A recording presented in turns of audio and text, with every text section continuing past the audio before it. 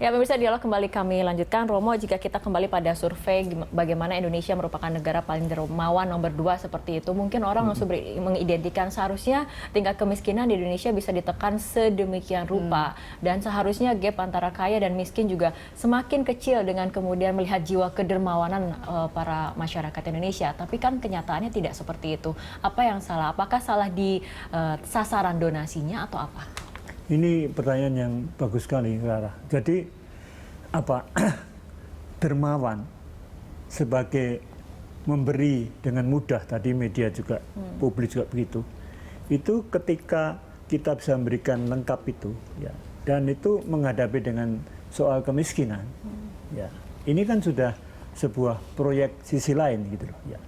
Karena kemiskinan misalnya yang gapnya itu ngeri sekali, itu mereka kan kebutuhan untuk ekonomi segala macam itu lalu diatasi dengan struktural, ya kan, harusnya ke sana.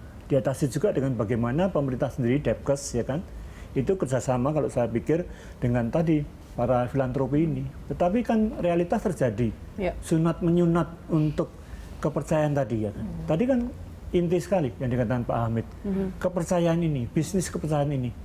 Nah, di situ saya mau mengatakan Indonesia ini transisi antara nilai yang dulu menyatukan kita bisa saling dermawan itu, memberi itu semuanya, ketika beranjak ke nilai baru, ya kan, yang bahasanya ekonomis dan bahasanya pembangunan ekonomi yang melunturkan itu semua, kita memang harus betul-betul tadi itu, saling membantu, bergandengan itu.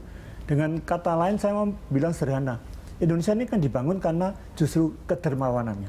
Dan itu panggung bersama semua, saling bergandengan. Nah, ketika panggung ini, jangan secara ekonomis dan politis diperlakukan untuk berebut panggung, itu yang terjadi. Kita harus terus berbagi panggung, berbagi dengan siapa, share dengan yang kurang, ya kan?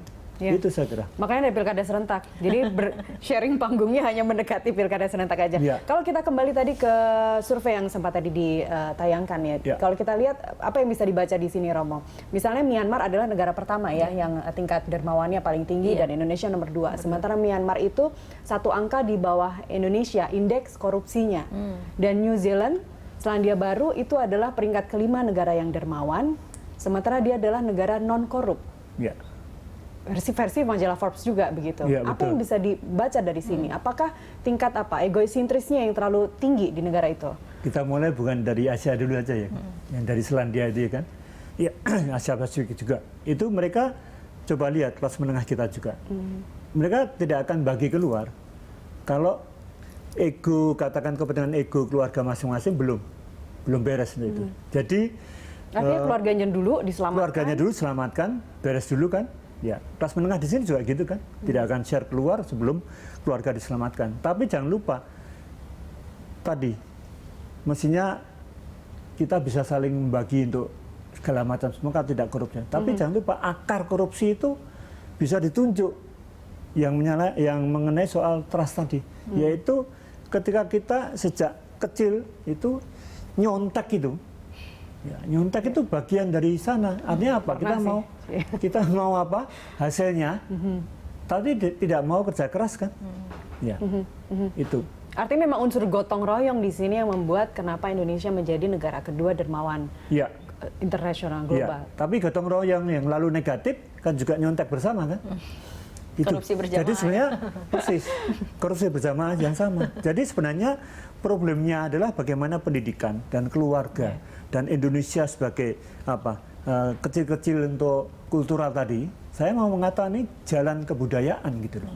Dan kalau ini tidak diperhatikan, kita semakin akan menjadi jalan politis yang kayak sekarang ini berantem terus mengenai pemilu. Ya saya bisa ngomong ini karena pernah di KPU ya kan. Ya. Lalu jalan ekonomi juga menaruh kita semuanya kan bukan harkat manusia sebagai manusia citra Allah ya kan, kalifatullahnya, tapi sebagai manusia ekonomikus kan. Apa artinya? Duit gitu loh, dikalkulasi untung rugi, tujuan dan sarana gitu. Kalau seorang dermawan punya sisi itu, artinya ini nanti jangan-jangan disalahgunakan segala macam. Tips yang paling tepat untuk Romo apa? Milih yayasannya, oke, ini kredibilitasnya siapa yang punya, tokohnya siapa, kegiatannya untuk apa saja. Memang harus dilihat seperti itu. Jadi masih ada hitung-hitungan tadi sebenarnya. Ya, tidak usah diberi tips, mereka sudah melakukan itu.